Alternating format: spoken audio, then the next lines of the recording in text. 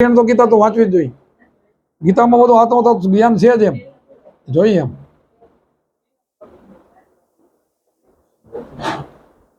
તો હવે તો અમારા જેવા પણ શીખડાવે કે તો ગીતા ના વાંચ્યો તો ગીતાનું ધ્યાન સંતો શીખડાવે. ગીતાનું જ્ઞાન છે, ધ્યાન આપે ને સંતો, ધ્યાન આપે.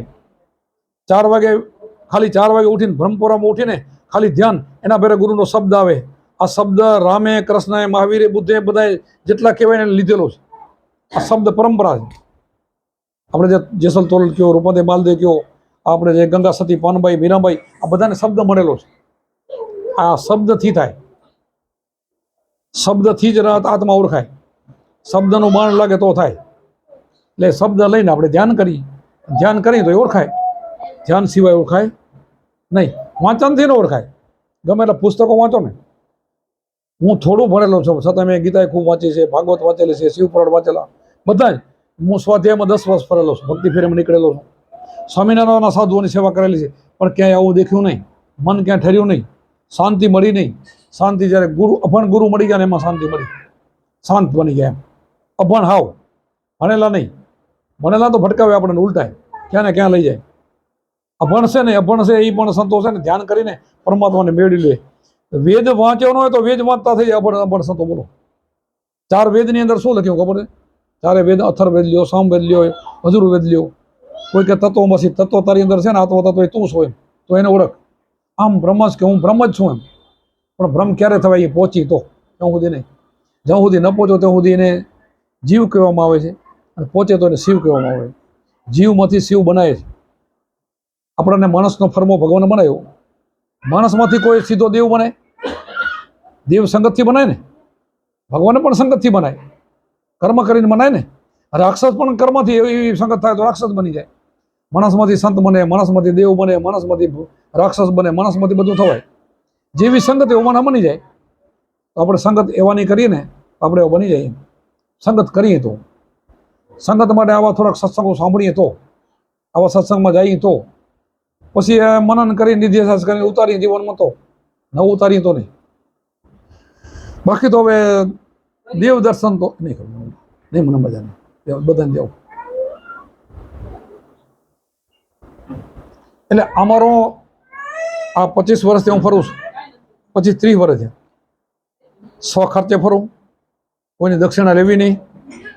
અને અમારું પરમાત્મા તોય હલાવે છે. આમ નામ ફરું છું. નાના છોકરાથી ત્યારે ફરવા મળ્યો તોય ઘરે લઈ પરમાત્મા. તોય બધાના પ્રસંગો નીકળી ગયા, બધા કામ થઈ ગયા. અને આમ હાથ લાંબો નથી કર્યો ક્યાંય કોઈના પાસે, તોય બધા પ્રસંગો નીકળી ગયા. ભગવાન આપણી સંભાળ રાખે છે. કીડીને કણને, હાથીને મણ બધાને ઈજ આપે છે. જન્મ પહેલાં વ્યવસ્થા દૂધની કરે તો એ બધું બધાનું કરે છે. ભરોસો આપણને આવી જાય પછી ઠીક છે. આપણે એવું નથી અમને લગ્નની વહેલી લાગી ગઈ તો અમે, હું પંચાયતમાં ઉપસરપંચ હતો, બિનારી મારી 25 વર્ષ મારા ગામમાં મારી સીટ હતી. સહકારી મંડળીનો ભૂટિકિયાનો પ્રમુખ હતો, ધિરાણ કરતો બધું હતું. પણ ગુરુ મળ્યા પછી બધું મેં છોડી દીધું. રાજીનામા દઈને પછી નીકળી ગયો. ઠીક એ સમયમાં આપણે દરબારોને બધાને જમીનોથી જાગીરું હારી હતી, એટલે જમીનનું રોટલા ખાવી હતી. પણ તોય એ બધું છોડીને હું આમ ફરતો, આવી રીતે લાગ્યો છું. અને આજ દિવસ આમ જ ફરું છું. 70 વર્ષ થાય છે. 21 વર્ષે ઉંમર લીધેલો છું. મારા ગામમાં માલીયાના 100 ઘર હતા.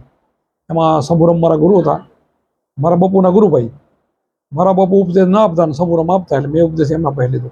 એમના ગુરુ કુંભારામ રબારી હતા, હા બાપણ ઘેટા બકરા 4 એવા, અને હજારો એના શિષ્યો છે. અને બોલે બની જાય. સિદ્ધમાં પાકિસ્તાનમાં પણ શિષ્યો બનાવેલ છે કુંભારામે. અને પ્રજાપતિઓ તો કેટલા બધા, આણંદ ને બાજીપુરા, સુરત, બધા પ્રજાપતિઓ બધા ત્યારે જોડાઈ ગયા, ઓળખી ગયા, એનું કામ થઈ ગયું. એ બોલે થાય, એના હજારો તો પરચા છે એમ. એવા ભગવાન જેવા બની ગયા. અભણ એમ, મંદિરે જવાની એને ટાઈમે નહોતો એમ, એવા હતા. તો પણ નીકળી ગયા એમ. એટલા માટે આધ્યાત્મિક ભક્તિ જુદી છે. આપણે બધા જે કરી છે ને એ મોહ માટે કરી છે, લાભ માટે કરી છે, કાંઈક માંગવા માટે કરી છે. એ ભક્તિ જુદી ને આ ભક્તિ જુદી. માંગવાનો તો હવે હું તો કહું, ભગવાન પાસે માંગવાનું શું એને બધી ખબર ન હોય. જેને મૂક્યો છે એને બધી જ ખબર હોય. અને તમારા મનનું એ જાણવાવાળો છે. પરમાત્મા બધું જાણે કે ના જાણે? બહુ દૂર નથી પરમાત્મા. તમે જે વિચારો એ બધી ખબર કેટલો સેટો છે. તમે ત્યારે મનથી, વાણીથી, શરીરથી જે પાપ કરો ને એ બધી નોંધ લે તો ક્યાં હશે? મંદિરમાં બેઠો હોય તો કઈ નોંધ લઈ લે? અહીંયા અંદર બેઠો છે. તમે જે વિચારો ને એને ખબર છે એવો ભગવાન છે. બોલો, અમે એનું ભજન કરીએ છીએ. મારું ભજન છે ને એનું છે, આમાં બેઠો એનું, બહારનો નહીં. બહાર એમ નમસ્કાર કરીએ, એમ ફોટો જોઈએ ને, રામનો હોય, કૃષ્ણનો, માતાજીનો, તો ના ગુણની પૂજા નમસ્કાર કરી, પણ ભરોસો આના ઉપર આપવાવાળો અહીં બેઠો છે. આ મારું ભજન છે પહેલેથી જ. આ મારું સિદ્ધાંત એમ કે ભરોસો આત્મા ઉપર, સ્વયં ઉપર. સ્વયં એટલે અમારે ગુરુ નતા પડ્યા, સ્વયં સ્વયં ખબર નથી. ગુરુ ખબર પડે કે સ્વયં કોણ છે એમ. આપણે આત્માને ઓળખવો તો જોઈએ ને. ઓળખ્યા વગર તો કેમ માની લેવું? તમે કાલથી હાલો કે આત્મા છો પરમાત્મા, એમ તો થાય એમ નથી.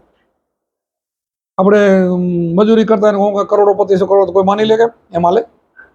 તો આત્માને ઓળખ્યા વગર હું આત્મા છું એમ કોણ માની લે? એમ નથી, એમ રીઝે પણ નહીં. આત્માને ઓળખવા માટે ધ્યાન કરવું પડે. ધ્યાન સિવાય આત્મા ઓળખાય નહીં. આત્માને ઓળખવાનું ધ્યાન છે, અને ધ્યાન એની ચાવી ગુરુ પરંપરા છે.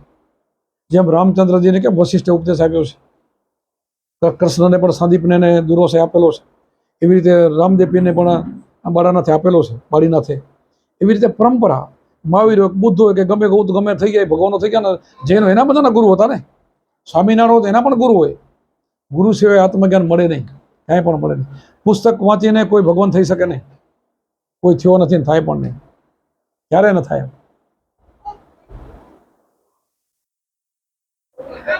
જો રામકાળમાં વિશ્વામિત્ર એ રામને યજ્ઞમાં લઈ ગયા, એને ભણાવ્યા, મોટા કર્યા, એના લગ્ન થયા સુધી વિશ્વામિત્ર ભેગા છે.